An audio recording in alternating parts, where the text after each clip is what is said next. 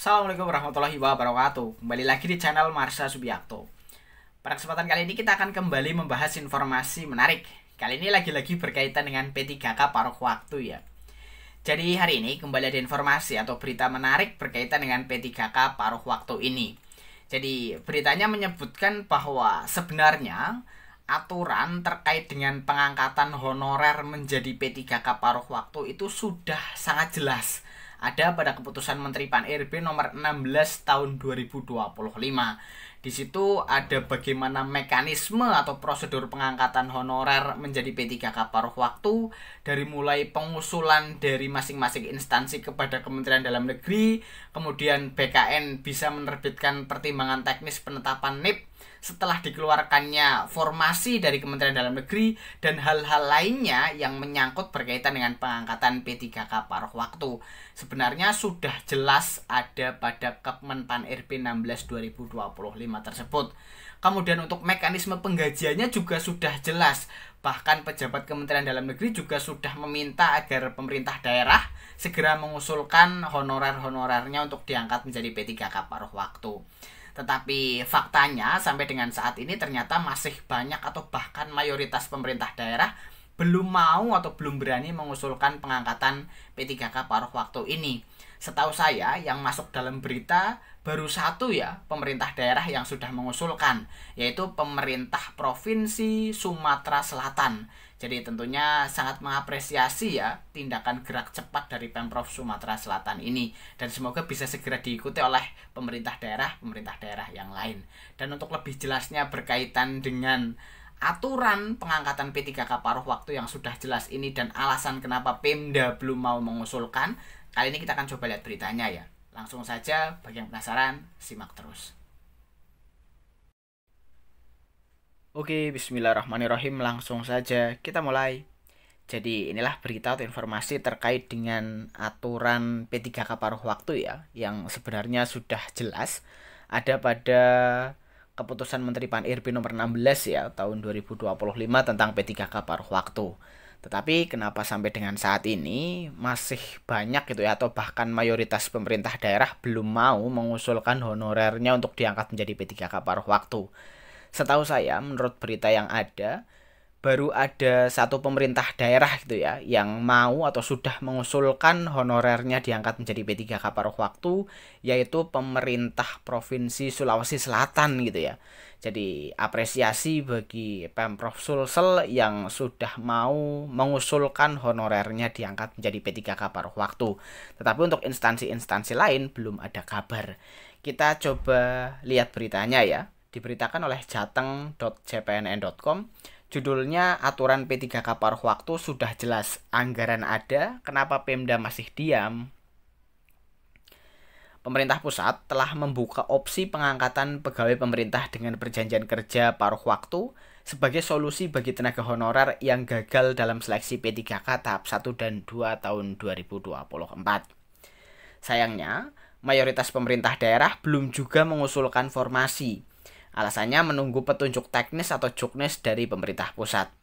Terlebih, Kepmen Pan-RB nomor 16 tahun 2025 yang menjadi dasar pengangkatan P3K paruh waktu telah terbit dan sangat jelas memuat jabatan, mekanisme pengusulan hingga teknis penetapan dan pembayaran gaji. Salah satu Pemda yang sudah mengambil langkah konkret adalah pemerintah Provinsi Sumatera Selatan atau Sumsel. Gubernur Herman Deru bahkan telah menyurati Kementerian Pan-RB dan Badan Kepegawaian Negara lewat surat nomor 800/1055/bla bla bla bla untuk mengusulkan 6.120 formasi P3K paruh waktu. Ini bentuk solusi konkret untuk pegawai non-ASN yang sudah ikut seleksi P3K 2024 tetapi belum kebagian formasi, ujar Kepala BKD Sumsel Ismail Fahmi kepada cpnn.com. Berbanding terbalik, Pemkab Kudus justru masih memilih menunggu kejelasan juknis. Kepala BKPSDM Kudus, Putut Winarno menyatakan bahwa meski ada Kepmen Pan-RB, pihaknya belum berani mengusulkan karena butuh juknis yang lebih teknis. Kepmen itu kan normatif, tapi Pemda butuh kejelasan teknis. Misalnya, Kapan pengajuan pemberkasan, dikirim kemana, apa saja syaratnya, itu semua belum jelas. Kami bisa salah langkah kalau terlalu dini mengajukan. Terang Putut, Sabtu 26 Juli 2025. Menurutnya, data honorer yang masuk database BKN dan yang non-database dengan masa kerja minimal 2 tahun sudah dikunci oleh Pemkab Kudus. Namun semua masih mengambang karena belum ada payung teknis yang detail. Saat ditanya apakah Kudus akan mengusulkan honorer R2 dan R3 menjadi P3K penuh waktu, Putut menegaskan bahwa arah kebijakan dari pusat adalah untuk paruh waktu. Bu Menpan RB Rini Widiantini sudah tegas, penggajiannya menyesuaikan UMK atau honor sebelumnya. Jadi arahnya jelas ke P3K paruh waktu, ujarnya. Berdasarkan Kemenpan RB nomor 16 tahun 2025, terdapat 8 jabatan P3K paruh waktu, yaitu 1 guru, 2 tenaga kependidikan, 3 tenaga kesehatan, 4 tenaga teknis, kemudian 5 pengelola umum, 6 operator layanan operasional, 7 pengelola layanan operasional, 8 penata layanan operasional. Adapun mekanisme pengangkatan honorer database BKN menjadi P3K paruh waktu diatur dalam diktum ke-7 dengan ketentuan. Jadi sudah ada mekanisme pengangkatannya juga ya. Jadi sebenarnya keputusan Menteri Pan RB 16 2025 sudah cukup jelas gitu ya. A. PPK mengusulkan rincian kebutuhan P3K paruh waktu kepada Menpan RB berdasarkan ketentuan dalam diktum ke-5. B. Rincian kebutuhan wajib diusulkan seluruhnya oleh PPK. C. Menpan RB menetapkan rincian kebutuhan setiap instansi pemerintah. D. Rincian kebutuhan mencakup jumlah, jenis jabatan, kualifikasi pendidikan, dan unit penempatan. E. PPK mengusulkan nomor induk P3K atau nomor identitas ASN ke Kepala BKN paling lambat 7 hari kerja setelah menerima penetapan rincian kebutuhan. F. Kepala BKN menetapkan nomor induk P3K atau identitas ASN. G. Nomor induk tersebut diterima oleh PPK maksimal 7 hari kerja setelah penyampaian. H. PPK menetapkan pengangkatan P3K paruh waktu sesuai ketentuan perundang-undangan. Sekretaris Ditjen Bina Keuangan Daerah Kemendagri, Horas Maurits Panjaitan mengatakan bahwa untuk pembayaran gaji P3K paruh waktu, jika anggarannya belum tersedia di APBD 2025, Pemda dapat menggunakan belanja tidak terduga atau BTT. Kalau BTT tidak mencukupi, bisa gunakan dana hasil penjadwalan ulang program atau kegiatan lain dan atau memanfaatkan kas yang tersedia, ujarnya. Kemudian, dia menambahkan bahwa dana untuk gaji P3K paruh waktu juga sudah dialokasikan melalui dana alokasi umum atau DAU yang ditransfer ke Pemda.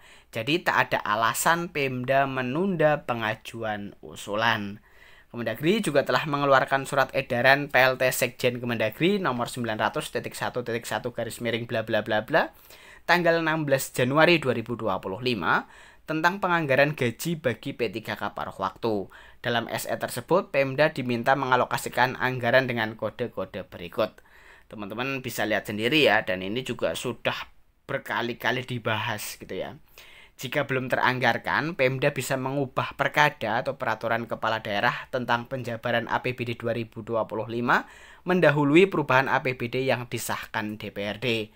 Sudah sangat jelas semua aturannya, tinggal kemauan Pemda saja. Oktober 2025 itu batas akhir pengangkatan P3K 2024, tegas Horas. Ya, jadi itulah ya berita atau informasi terkait dengan aturan P3K paruh waktu yang sebenarnya sudah jelas ada pada keputusan Menteri Pan RB nomor 16 tahun 2025, tetapi masih banyak Pemda yang belum mau mengusulkan. Beritanya baru satu ya yang mengusulkan honorernya diangkat menjadi P3K paruh waktu, yaitu Pemprov Sumatera Selatan. Jadi tentunya sangat mengapresiasi Pemprov Sumatera Selatan yang gercep gitu ya, langsung mengusulkan honorernya diangkat menjadi P3K paruh waktu. Ada sekitar 6 ribuan lebih tadi disampaikan. Jadi mungkin itu informasi yang bisa disampaikan pada kesempatan kali ini. Jika ada tanggapan atau pertanyaan berkaitan dengan hal ini, teman-teman bisa tinggalkan di kolom komentar. Terima kasih, mohon maaf bila ada kesalahan. Wassalamualaikum warahmatullahi wabarakatuh.